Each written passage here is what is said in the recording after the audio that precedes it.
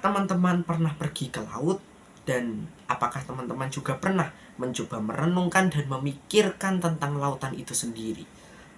Dan apakah teman-teman juga pernah mempertanyakan kepada orang-orang ataupun ke siapapun itu tentang hal-hal menarik dari genangan air asin raksasa yang menutupi hampir 70% dari permukaan bumi kita? Ya, memang lautan menyimpan sangat banyak misteri. Bahkan kita manusia hanya berhasil menyelidiki 5% dari seluruh lautan dan samudera yang ada di dunia ini.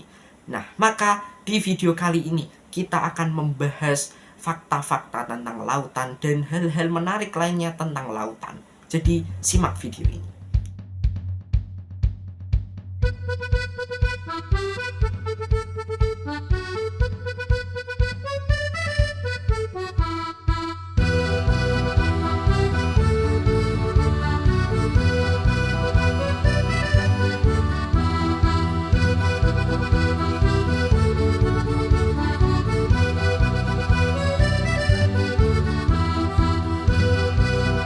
Jadi teman-teman, seluruh lautan dan samudra yang ada di bumi ini meliputi 70% dari permukaan bumi itu sendiri.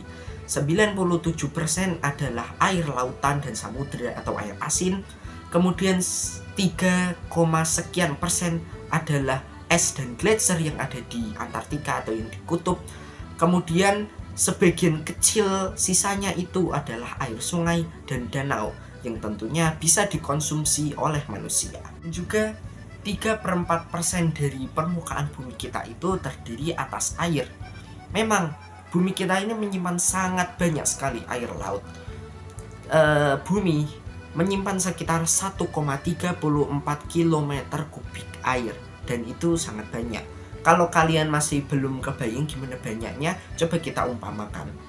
Kalau misalnya kalian mau memasukkan air laut itu ke dalam galon, maka kalian membutuhkan galon sebanyak ini. Dan itu aku kurang paham itu jumlahnya berapa. Bisa dilihat sendiri di kalkulator atau di Google. Dan jika kalian mau menderetkan galon-galon ini dari matahari ke Neptunus, kalian dapat mempunyai cukup banyak galon untuk menderetkan galon-galon itu sebanyak 6 juta kali. Belum paham? Jadi maksudnya di sini matahari, di sini Neptunus misalnya. Kalau kalian mau menderetkan para galon itu, kalian bisa menderetkannya 1, 2, 3, 4, 5, dan seterusnya. Setelah sampai Neptunus, kalian masih mempunyai banyak galon untuk dideretkan lagi sampai 5 juta kali berikutnya. Jadi memang sangat banyak. Udah kebayang? Belum? Ya memang agak susah kebayangnya kayak gitu. Selanjutnya, kita akan membahas samudra. Mungkin beberapa dari teman-teman berpikir kalau lautan dan samudra itu sama saja. Sebenarnya berbeda teman-teman. Makanya dari tadi aku bilang lautan dan samudra, karena memang mereka berbeda dan dapat dibedakan. Lautan adalah badan air yang lebih kecil daripada samudra, tapi terhubung dengan samudra. Dan laut biasanya berdekatan dengan sebuah pulau atau tempat.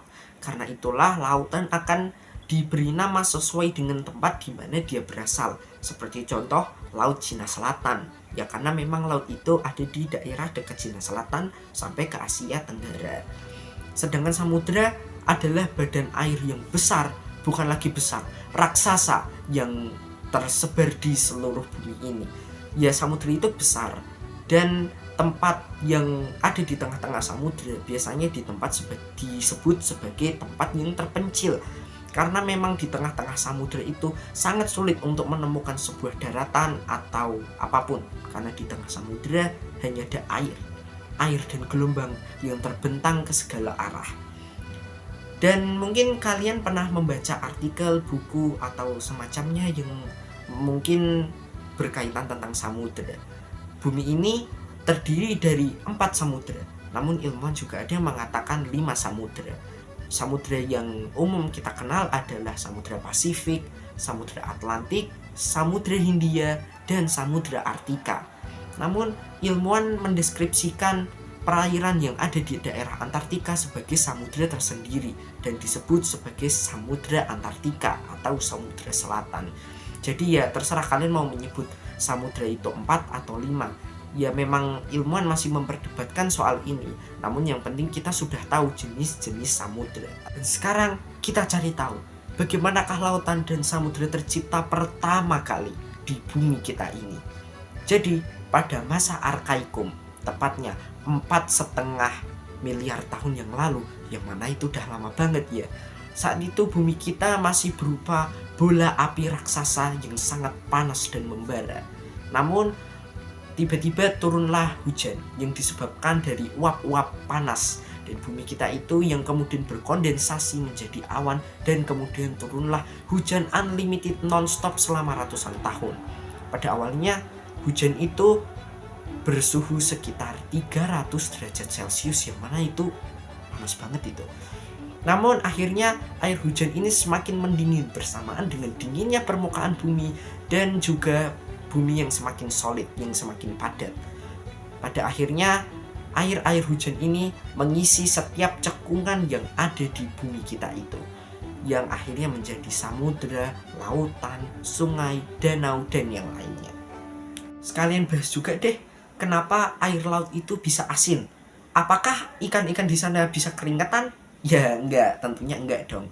Jadi kuncinya kenapa air laut itu bisa asin adalah karena hujan. Iya, hujan. Ketika hujan turun, mereka akan memecah batu-batu dan kemudian mengalirkan mineral, fosfor, dan unsur hara lainnya menuju laut dan dengan perantara sungai. Semua unsur-unsur itu akan dialirkan ke sungai. Sungai akan membawanya ke muara dan kemudian akan berakhir di lautan. Dan tidak hanya garam saja yang terbawa, ada unsur-unsur lain. Salah satunya adalah fosfor. Fosfor ini sangat penting dalam pertumbuhan ganggang. Kemudian setelah semua unsur itu masuk ke dalam lautan, gelombang mengaduknya, semuanya tersebar ke dalam lautan, dan pada saat itulah kehidupan pun mulai sampai sekarang.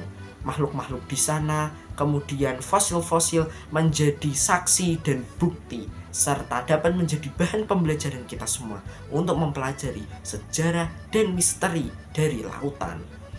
Kemudian mungkin kalian pernah bertanya-tanya, makhluk apakah yang pertama kali ada di lautan, yang paling pertama kali join server?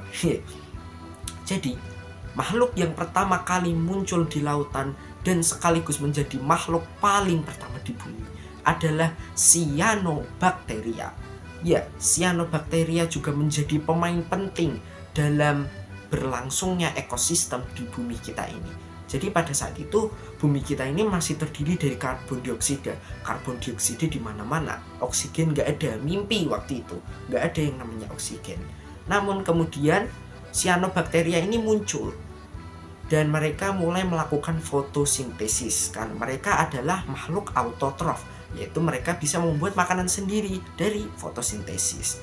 Kemudian hasil buangan mereka atau yang mereka hasilkan dari fotosintesis ini sudah bisa ditebak apa? Oksigen. Setelah sekian lama, ratusan tahun, ribuan tahun, cyanobacteria ini melakukan fotosintesis, berkembang biak dan menghasilkan oksigen. Akhirnya bumi kita ini penuh dengan makhluk hidup, dan akhirnya makhluk hidup lain mulai muncul, dan saat itulah zaman Paleozoikum dimulai, yang lain kali akan kita bahas. Jadi begitulah pembahasan tentang lautan, teman-teman. Sebenarnya ini hanyalah setitik ilmu dari banyaknya ilmu yang ada mengenai lautan. Lain kali kita akan bahas hal-hal menarik lainnya tentang lautan, serta misteri-misteri lain yang belum terpecahkan. Termasuk juga mungkin makhluk-makhluk mitologi seperti mermaid atau siren, monster Skotlandia Loch Ness, atau mungkin juga cumi-cumi legenda Kraken. Lain kali akan kita bahas. Baiklah teman-teman, terima kasih kalian mau menonton video ini sampai detik ini. Jangan lupa like, subscribe, komen, dan share video ini ke teman-teman kalian yang juga ingin belajar bersama-sama di channel Ahza Adventure. Terima kasih kalian semua dan sampai jumpa lagi di video berikutnya.